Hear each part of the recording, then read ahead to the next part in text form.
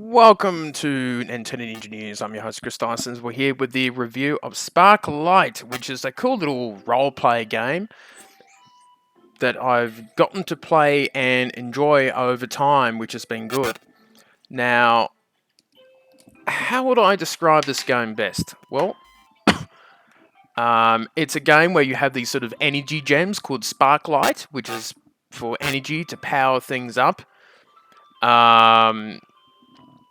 Is using in this sort of territory. So it's sort of an interesting game in terms of you're in this different territory. There's this enemy called the Baron. You would say he has a mining business that's stealing and threatening things to destroy the world. Da da da da da. It's a pretty simple storyline. But the thing that I enjoyed was doing all the upgrades and that, and going around the world and fighting off enemies. There is a bit of a Legend of Zelda vibe to it, obviously, the heart stars and going around places that you have. And all your sparklights can go to unlocking different items. And that's pretty straightforward, which I felt was a good thing. I felt like that was a really enjoyable part of it. And just going around here and defeating enemies and clocking up the sparklights is an enjoyable thing to do. And trying to get the little upgrades here and there has been fun for me. It's definitely a game that you can sink a couple hours into, which I have had a lot of fun with, you can say. And it's definitely a game that I would probably recommend people to get if they are into this sort of thing. The different enemies makes things challenging. You know, you can't just swipe at things. You've got to have a little bit of a bit of a think about what these enemies do, how you get around them, and all that sort of stuff. And then you go out and you look at how much energy you've got, how many sparklights that you saved up, and that's all part of the challenge too. Can I get this upgrade? Can I fix up this? Can I get a certain weapon before I head out? And that's what makes it really, really cool and interesting about this game that I like. Now, the downsides, music's not too bad. There's some area bosses which become a little difficult, and that's something that I was a little concerned about. Like repetition about things like that which is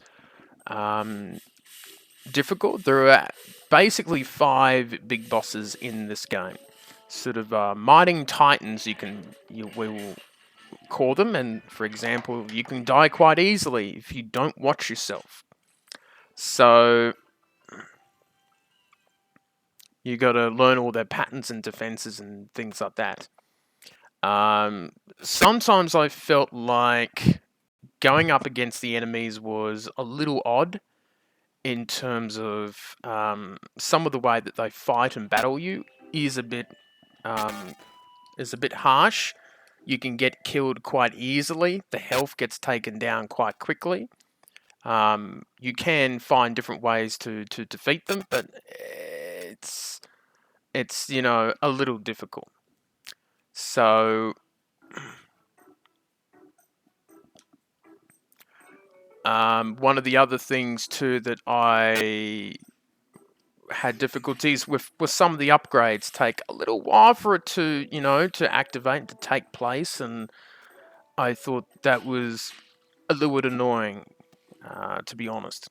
But as I go around and play the game, I've still had fun with it. It's a game that I'm still enjoying, and it's been really good, to be honest. And we did a stream of it, and I had a lot of fun with it. It's definitely one of those indie games that I would suggest to buy. It's right up my alley. A little role play game. The game is simple enough. It's varied. It's got enough enemies and things like that. So it's really, really good. I feel for that. But some of the downsides and that do get a bit repetitive, a little bit samey. But I think it's a pretty good game, and I'm going to give it an 8 out of 10. I'll give it an 8 out of 10 overall. I think it's a really cool game, and I think it's got a lot of potential for maybe a sequel or to work on other stuff. So I would say with a sequel, there will be some tweaks and jobs in it. But I think it's tough being released on the same day as Pokemon Sword and Shield, but I'm sure that it will find a few fans that will pick it up over time for this developer who has released it, which is Red Blue Games, I believe. So that's 8 out of 10, and that is it for me, and I shall see you next time on Nintendo Ninja News.